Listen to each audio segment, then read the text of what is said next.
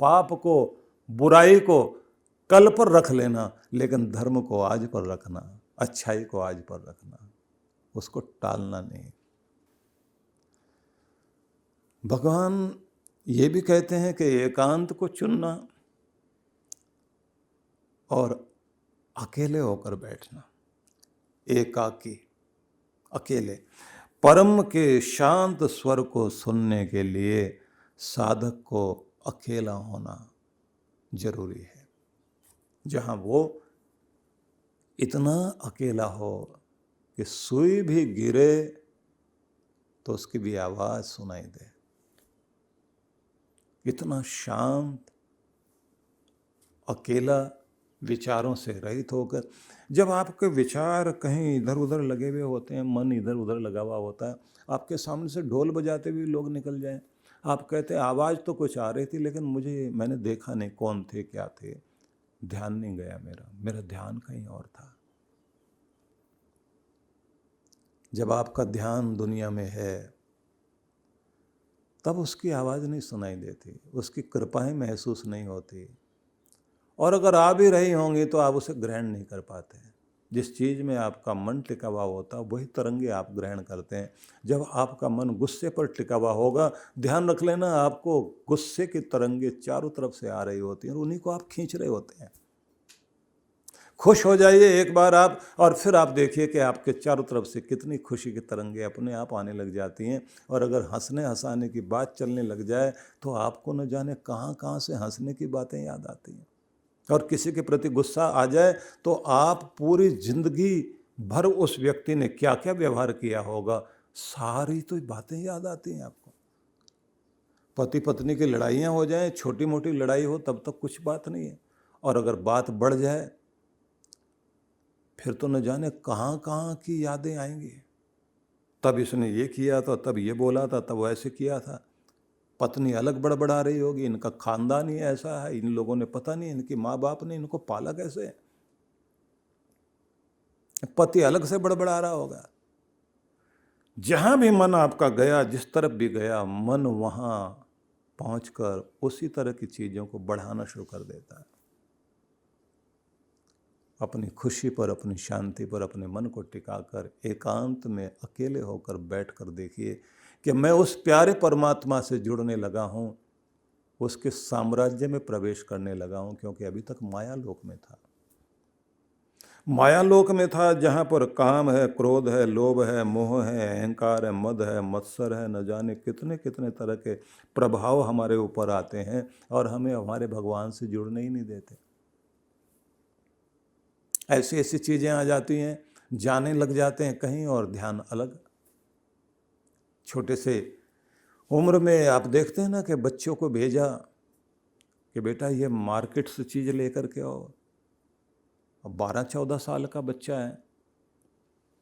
इन दिनों तो प्रतिबंध है, पहले तो बंदर बंदर के नाच बहुत होते थे, बंदर के साथ में भालू तक का नाच होता था। अब बच्चा गया है काम करने के लिए, उसको कहा गया है कि जल्दी से घर में मेहमान आए, ये चीज़ लेकर के आओ, सामने तो दुकान है वहाँ से ले आओ। अब बीच में उसने देखा बंदर वाले का नाच चल रहा है, और देखते ही उसको इतना खुश हो गया, भूल गया कि मैं आया किस काम के लिए था। इसी को तो कहते ना, आए थे हरि भजन को ओटन लगे कपास।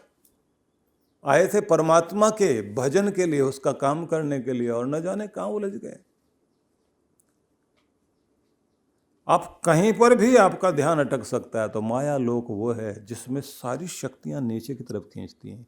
ये जो कहते हैं ना कि ग्रेविटी नीचे की तरफ खींचने की चीज़ें, ये धरती के अंदर आकर्षण शक्ति है जो हर चीज़ को नीचे की तरफ खींचती है। इस दुनिया में रहने के लिए ये शक्ति जरूरी भी है। लेकिन ये बात ध्यान रख लेना, कोई भी चीज़ ऊपर उठेगी तो उसके बाद नीचे की तरफ उसे खींचने वाली ताकत काम करने लग जाती है। तो आप ध्यान के द्वारा, भजन के द्वारा उस जगह पहुंच जाइए जहां ये गुरुत्वाकर्षण पृथ्वी का नीचे रह जाए, माया लोक नीचे रह जाए, जहाँ से परमात्मा का लोक शुरू होता है, जहाँ से आपको परमात्मा की तरफ जाने का मौका मिलता है। एक वाक्य कहा जाता है जो हम लोग बचपन से सुना करते थे, आजकल उसे जरा ज़्यादा लोग बोलते हैं। प्रेरणा देने वाले लोग जो है, मोटिवेशन के लिए जो मास्टर लोग काम कर रहे होते हैं, वो बोलते हैं कि हर पतंग को कूड़े में जाने से पहले, फटने से पहले आकाश छूना होता है। वो बनी है इसलिए कि पतंग आकाश में जाए। मिट्टी में मिलने से पहले, फट जाने से पहले आकाश छूना जरूरी होता है।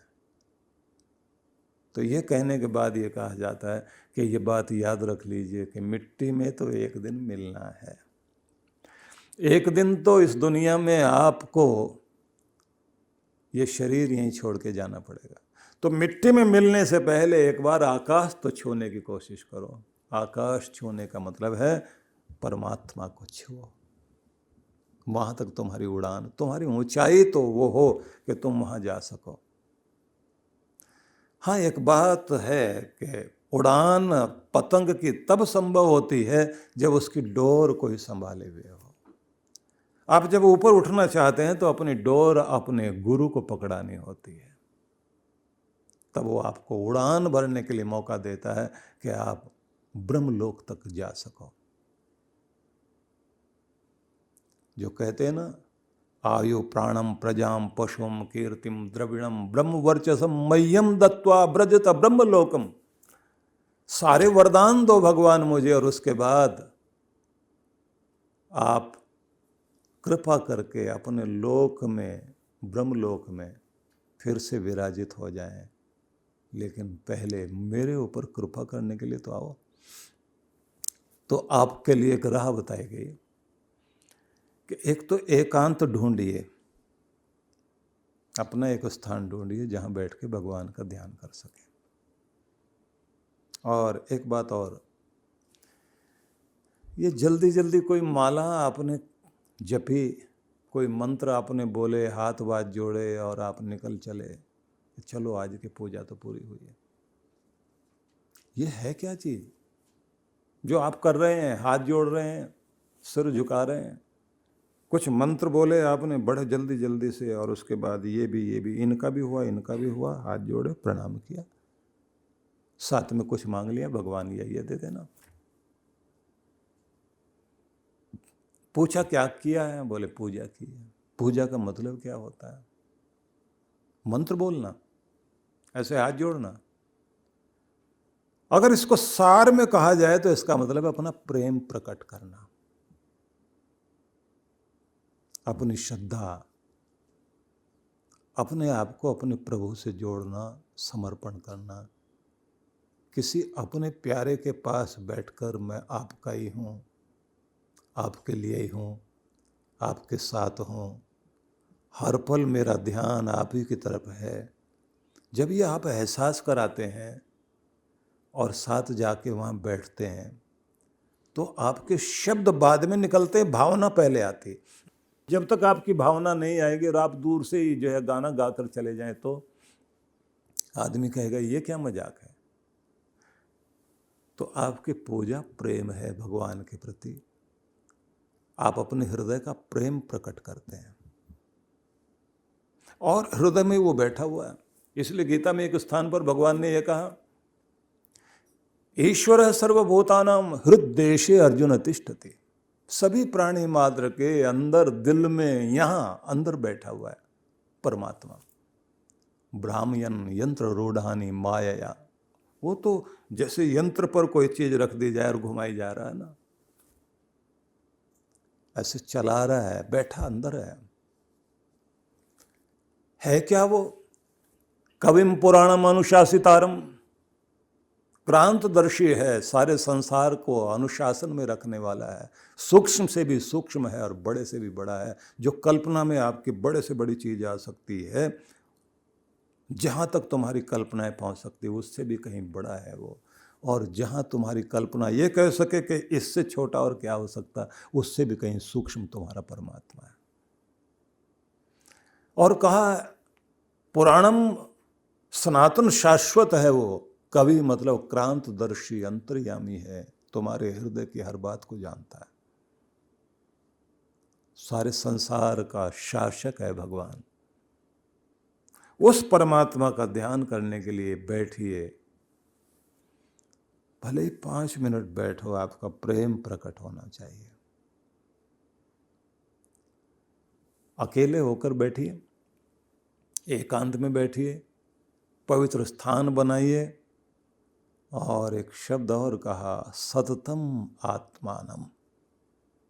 खुद को नित्य निरंतर निश्चित अवधि में हर दिन भगवान से जोड़ने की कोशिश करो। दुनिया से खाली होकर स्नान आदि करने के बाद बिल्कुल शांत होकर प्रभु के गुणगान गाते हुए मन मन में मैं उस दाता परमात्मा का ध्यान करता हूँ, जिसका दिया हुआ सारी दुनिया खाती है, देते हुए के हाथ नहीं दिखाई देते, लेकिन उसका दिया हुआ जरूर दिखाई देता है, जो रक्षक बन करके मेरी पीठ के पीछे भी खड़ा है। जब मैं सो जाता हूँ तब भी जो जागता रहता है, हर हर पल मेरा ध्यान रखता है, वो मेरा परमात्मा जो मुझे लाख लाख मुसीबतों से, संकटों से बचाता है, मेरे मान की रक्षा करता है, हर पल जो मेरे साथ रहता है, मेरा डॉक्टर बन कर के अंदर से चिकित्सा वही तो करता है। सखा है मेरा वो, पिता है मेरा वो, माँ है वो मेरी, मेरा सब कुछ है मेरा भगवान। उससे बढ़ कर के और कौन होगा? कितने भी नाम दिए जाएं, सारे नाम उसी के लिए तो हैं। मैं उस प्यारे परमात्मा का ध्यान कर रहा हूँ, ऐसा उसकी पूजा करने के लिए, उसके प्रति अपने प्रेम प्रकट करने के लिए, उसके दर पर अपना धन्यवाद ज्ञापित करने के लिए पहुँचने लगा हूँ। मन मन में भावना बना करके जाओ आप दरवाजे पर, और जब आप आसन पर जा कर के बैठें उस समय इतने गदगद हो जाओ, महसूस होना चाहिए कि आप प्रेम प्रकट करने के लिए परमात्मा के दर पर जाकर बैठे हो। उस समय आप बोलें ना बोलें, मंत्र बोलें ना बोलें, आपका हृदय जो भावनाएं बोलेगा बस वो वहाँ तक जाएंगी। प्रार्थना में आपका हृदय बोलता है और हृदय में ही परमात्मा आपसे आपकी बातों को सुन रहा होता है। और जब आप सुनते हैं तब भी आपके कान नहीं सुनते, जब परमात्मा बोलता तब भी आपका हृदय ही सुनता है, हृदय में बोलता है वो। जैसे ही आपका ध्यान टिक जाएगा तो आपको लगेगा कि आपके पूरे शरीर का रोम रोम परमात्मा की ध्वनि को सुनने के लिए तत्पर हो गया, और वहां से ध्वनि आ रही है और आप सुन रहे हैं, और अद्भुत होता है वो। सारी दुनिया अलग अलग नामों से भगवान को पुकारते हैं, अलग अलग विधियों से भगवान को पुकारते हैं, सुनने वाला भगवान अलग अलग नहीं है, एक ही मालिक है। उसको प्यार से, हृदय से जब भी आप पुकारोगे वो आता है, सहायता करता है, खड़ा होता है। इसलिए आपकी श्रद्धा गहरी होनी चाहिए। कृष्ण भगवान ने कहा तुम एकांत ढूंढो, अकेले होकर बैठो और नित्य निरंतर एक निश्चित अवधि में बैठना शुरू कर दो। और जब भी बैठो गदगद होकर बैठो, और जब तुम बैठते हो परमात्मा के ध्यान में तो शांत होकर के बैठना, अपने अनंत प्रेम को लेकर के बैठना, क्योंकि वहाँ पर तुम भगवान की आराधना करने नहीं बल्कि परमात्मा के प्रति अपना प्रेम प्रकट करने के लिए और धन्यवाद देने के लिए, उसकी कृपाओं के प्रति आभार व्यक्त करने के लिए पहुँचे हो। वो 5 मिनट भी हो सकता है, वो 50 मिनट भी हो सकता है, वो 5 घंटे भी हो सकता है। थैंक्स तो करो ना उसका, उसके लिए थैंकफुल होइए। शब्द एक और कहा है, यत चित्तात्मा।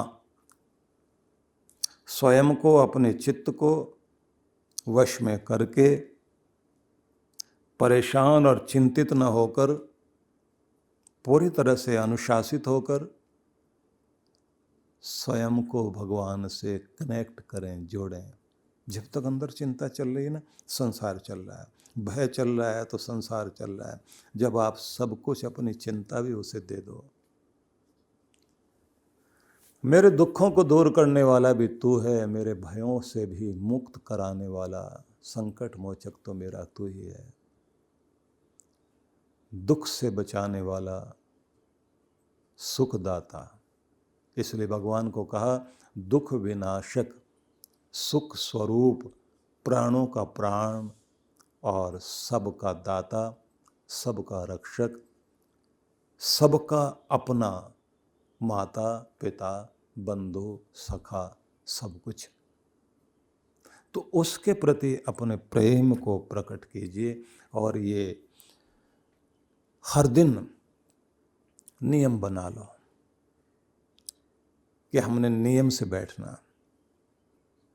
निराशी अपरिग्रह। भगवान श्री कृष्ण ने एक बात और कही है कि ये बात ध्यान रखना कि जब तुम बैठो तो बहुत बहुत इच्छाएं मन में, तरह तरह के सपने, तरह तरह की चीज़ों के पाने की कामना, उस सब को अलग हटा के इच्छा रहित होकर, बिल्कुल कोई भी लहर दिमाग में ना चले, उस समय आप बिल्कुल खाली होकर बैठो। सच बात तो ये है, हमें क्या चाहिए हमारा भगवान जानता है। और कृष्ण भगवान ने तो गीता में कहा योगक्षेमम वहाम्यहम्, मैं वायदा करता हूँ, वचन देता हूँ तुम्हें जो मिलना चाहिए उसको देने का वायदा मेरा है। और जिस चीज़ से तुम्हारी रक्षा होनी चाहिए, तुम्हारी रक्षा का वचन भी मैं देता। लेकिन कब? जब तुम उसके हो तो सही, तुम उसके बनो तो सही। मेरा वायदा है, मेरा वचन है, मैं निभाऊंगा। कुछ भी होगा। जब दांत न थे तब दूध दियो। छोटा बच्चा होता है, मुंह में दांत नहीं है, क्या खाएगा बच्चा? दांत न थे तब दूध दियो, जब दांत दिए तब अन्न भी दे है। जल में थल में पशु पक्षिन की सुधि ले आता है, सो तेरी भी ले है। काहे की सोच करे मन मूर्ख, सोच करे कछु हाथ न आई है। चिंता क्यों करता है? चिंता करने से कभी कुछ हाथ में नहीं आया। जो पशु पक्षी कीट पतंग, पानी में रहने वाले जीव जंतु, उनका भी ध्यान करता है तो वो तेरा भी ध्यान रखेगा। जब छोटे से बच्चे को दुनिया में आने से पहले 1 महीना पहले माँ के पास दूध भेज देता है भगवान कि तेरा बच्चा आने वाला है। जन्म बाद में देता है, भोजन पहले देता है कि उसका ध्यान तो कर, भरोसा तो कर। अपरिग्रह। भगवान श्री कृष्ण ने एक शब्द और प्रयोग किया। संसार की वस्तुओं का जोड़ तोड़ दिमाग में लेकर बैठ गए, ये मिले वो मिले, ये करूं वो करूं, ये बच जाए वो इकट्ठा हो जाए, कि जब तक ये चलता रहेगा तो भगवान से नहीं जुड़ पाओगे। वहां तो खाली होकर बैठो। तो इसलिए निवेदन यही है कि जहाँ के लिए भगवान ने जन्म दिया उसको हम पहचाने और अपने आप को प्रभु की तरफ लगाएं। हिमालय की गोद में पहाड़ों की वादियों के बीच व्यास नदी के तट पर मनाली ध्यान साधना शिविर। जन्म जन्मांतरों की पीड़ाओं से बाहर निकलने के लिए चांद्रायण अद्भुत तप है। इस बार के ध्यान साधना के लिए कुछ विशेष कार्यक्रम रखे गए हैं। एक तो नित्य साधना कराई जाएगी, दूसरी होगी डिवाइन ब्लिस मेडिटेशन, तीसरी जो है वो दिव्य शक्ति साधना कहेंगे, जिसका मतलब होगा कि आप जो है विश्व शक्ति से कैसे जुड़ सकते हैं, और साथ में वॉकिंग मेडिटेशन भी इसके अंतर्गत होगा। मन को बहुत शांति मिली, एक अद्भुत आनंद प्राप्त हुआ। जिस माइंडसेट और जिस भारी मन से मैं आई हुई थी यहाँ पे, वो काफ़ी कम हुआ है। और every time whenever I come for this शिविर I feel something different, a new energy in me. Thank you to Maharaj Shri and thank you to all of you. तो आज ही पंजीकरण कराएं